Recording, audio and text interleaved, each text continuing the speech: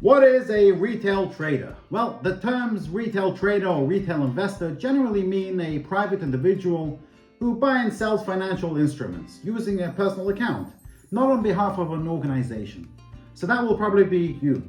Retail traders generally deal in relatively small sizes, often in their spare time. However, some become semi-professional and use sophisticated technology from the comfort of their own homes, like this one here.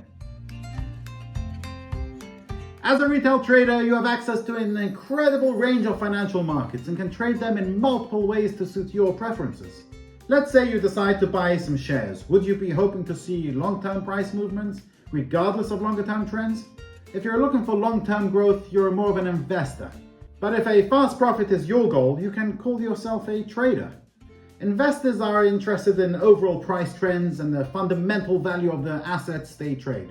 Traders generally prefer to capitalize on volatility and the market reactions triggered by news events. Go watch my next video where I discuss the bulls and the bears. And if you enjoyed this video, please let me know by giving it a like and feel free to subscribe to my channel. Thank you for watching and stay safe.